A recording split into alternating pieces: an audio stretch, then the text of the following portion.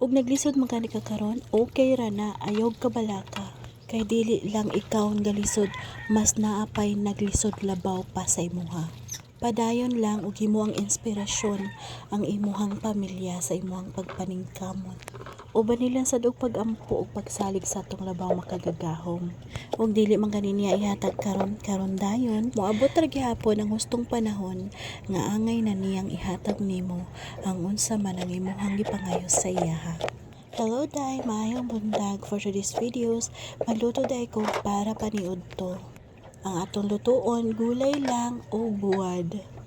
Wala tayo laing sudan dere sa province nga nindot og lami. Perfect, diba? Bitaw, nagsige na sad mi kahog karne. So karon magbulad-bulad lang sa tag magutan-utan.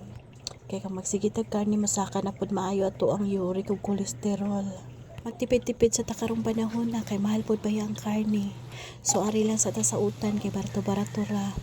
O aside sa barato, layo po ta sa mga sakit-sakit, sa mga uric, cholesterol, unsa pa na diha nga mga taas pa nimo dira, mga high blood ka pa, bitaw day ako kung mag-consistent ko in 3 days nga magsige kog karne. Sus, manakit dayon ako mga kalutalutahan, akong tuhod, akong ulo masakit sad. Unya, magtuan ko day, magsakit ning akong kuto-kuto. Unya, di na ko ganahan, magsige na kong panugab. Silbi murag feel na ko, taas na akong uric acid ba na. Then, feel na ko nga bloated na ko. Unya, dugay ko makapagawas akong hukaw kung magsige ko consistent og karne. Mao nga magulay ko, consistent ko sa gulay, dali ra jud ang akong hugaw mugawas. So try na ninyo mga zay. Ay, salamat, naluto na jud taon og perfect na kaini for lunch. Then parisa na lang yun ni natog bulad. Kani nga bulad akong gipili kay kani nga bulad healthy sad ni siya nga bulad ha. Kay syempre akong bana ra gahimo ani nga bulad day ug kuha ra sad niya day.